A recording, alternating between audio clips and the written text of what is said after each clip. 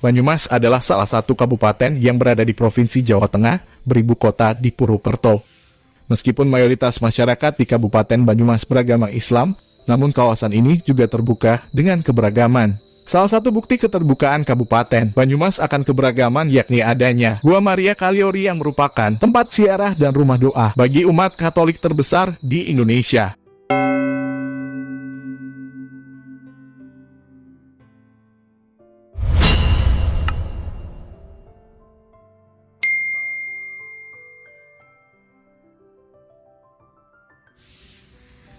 Gua Maria Kaliori ini terletak di Desa Kaliori, Kecamatan Kalibagor.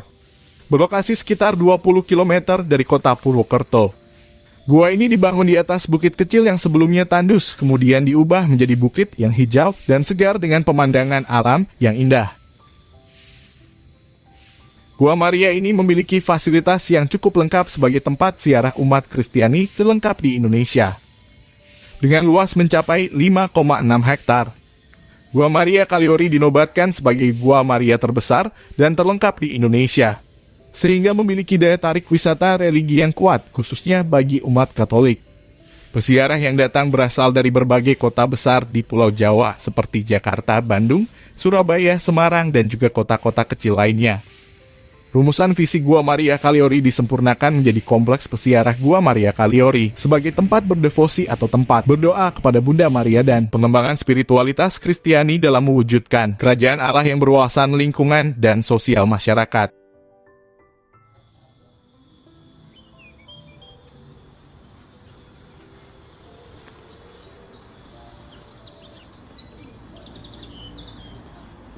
Gua Maria Kaliori melengkapi tempat-tempat ziarah Katolik di Jawa Tengah dan Yogyakarta.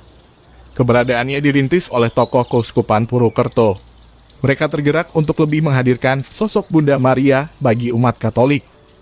Gua Maria yang berada di wilayah Keuskupan Purwokerto ini pertama kali dibangun pada 15 Agustus 1988, yang ditandai dengan peletakan batu pertama oleh Uskup Purwokerto, Mgr PS Harjo Sumarto MSc. Patung Bunda Maria yang bersemayam di dalam Gua Maria Kaliori juga sangat istimewa, karena mendapat berkat langsung dari Bapak Suci Paus Yohanes Paulus II pada waktu berkunjung ke Yogyakarta pada 10 Oktober 1989.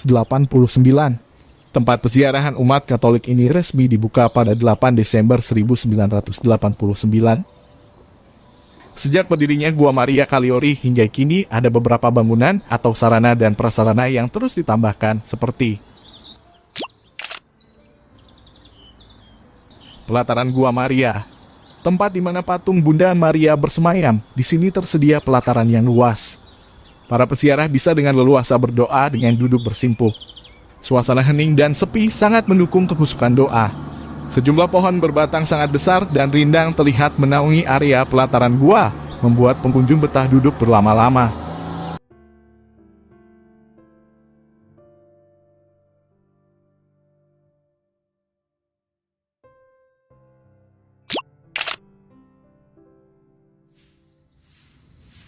Gereja Ratu Surga. Jika peziarah masuk ke Gua Maria melalui pintu timur, peziarah langsung sampai di Gereja Ratu Surga. Gereja ini merupakan salah satu sarana ibadat yang bisa dipakai para peziarah. Gereja ini berukuran besar dan artistik.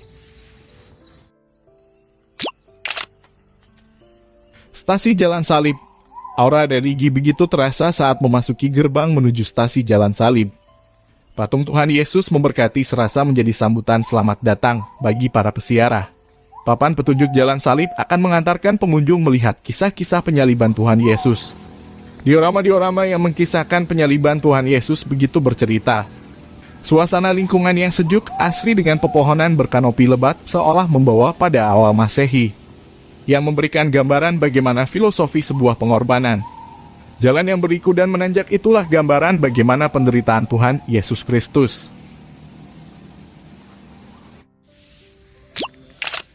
Patung Pita.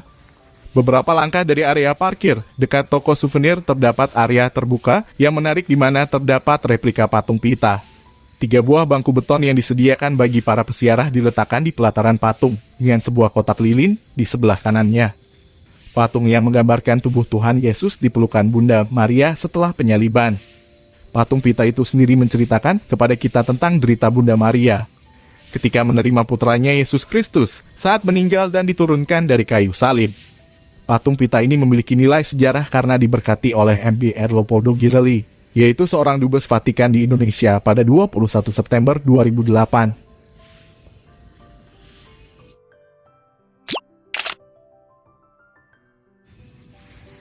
Patung Bapak Suci Paus Yohanes Paulus II diberkati tanggal 8 Desember 2021 untuk mengenang kunjungan Bapak Suci Paus Yohanes Paulus II di Indonesia pada tahun 1989. Dan pada saat itulah Bapak Paus memberkati patung Bunda Maria yang sekarang ada di Gua Maria Kaliori. Maka diletakkanlah patung beliau dan ruangan devosi di tempat ini sebagai wujud penghormatan dan devosi kepada Bapak Suci Paus Yohanes Paulus II.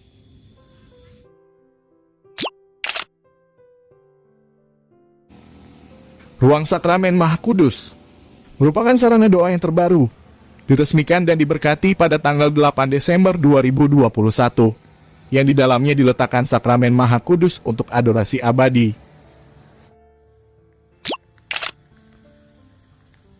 Taman Rosario Hidup.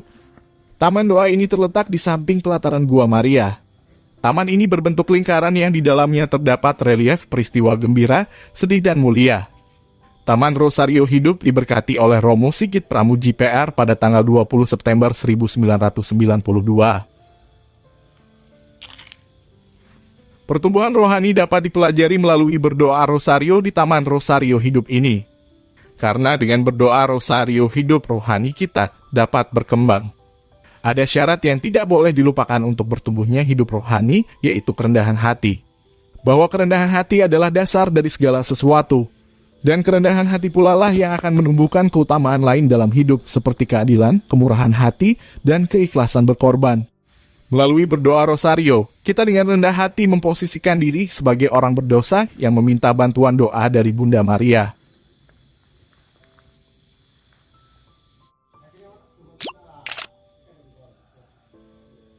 Tujuh pancuran air. Seperti kebiasaan pada tempat ziarah lainnya, Gua Maria Kaliori juga mempunyai sumber mata air suci. Di sini para peziarah bisa mengambil dan membawa air suci untuk keperluan mereka. Di Gua Maria Kaliori tersedia 7 pancuran air yang terletak di depan Taman Rosario Hidup. Pada 7 pancuran tersebut terdapat patung Bunda Maria yang beraneka ragam. Ketujuh air dari pancuran tersebut dikaitkan dengan 7 sakramen sebagai sarana keselamatan yang dipakai dalam ritus penyembuhan dan penyucian diri. Agar peziarah yang hadir lebih pantas untuk hadir di hadapan Tuhan melalui Bunda Maria.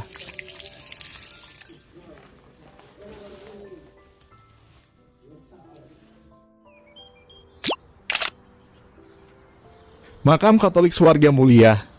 Makam dengan berbagai bentuk yang menarik karena di sana terpasang juga patung malaikat-malaikat. Selain nama yang meninggal juga tercantum nama keluarga yang ditinggalkan serta beberapa kalimat diambil dari Alkitab tertulis juga di sana.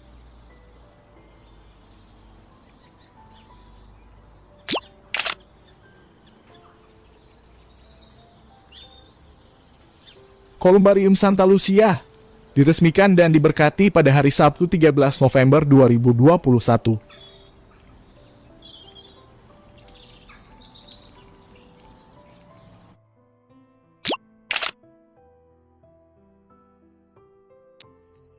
Rumah Retret Maria Immaculata disebut juga dengan Wisma Omi. Retret merupakan pembinaan dari segi rohani yang mengajak individu untuk menyadari kehadiran Tuhan dalam hidup sehari-hari. Kita diajak untuk memahami makna hidup yang umumnya sulit ditemukan dalam hidup sehari-hari. Rumah Retret Maria Immaculata Kaliori yang didirikan oleh para pastor Omi tersebut merupakan rumah retret yang ditujukan bagi semua umat Katolik. Hening, asri, sejuk, serta jauh dari kebisingan kota. Rumah Retret Maria Immaculata berkapasitas hingga 150 orang.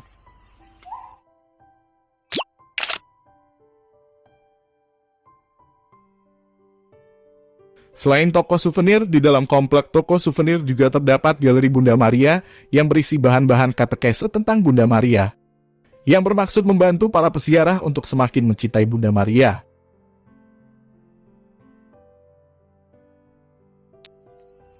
Dalam doa Bapa kami disebutkan, datanglah kerajaanmu, jadilah kehendakmu di bumi seperti di surga, yaitu kerajaan cinta kasih. bahwa inti dari terciptanya kerajaan cinta kasih adalah relasi. Baik relasi dengan Tuhan maupun relasi dengan sesama. Relasi yang baik dengan sesama akan menciptakan surga di bumi, dan relasi yang baik dengan Tuhan akan membawa kita ke surga. Dalam ajaran iman Katolik, dalam mengimani Tuhan Yesus ada banyak cara dan jalan. Salah satunya berdoa lewat Bunda Maria sehingga umat Allah tidak kering dalam hal iman. Selain itu, kehadiran Gua Maria akan menarik banyak umat untuk datang mengunjungi dan berdoa. Sebab melalui doa akan membawa seseorang ke dalam pertobatan.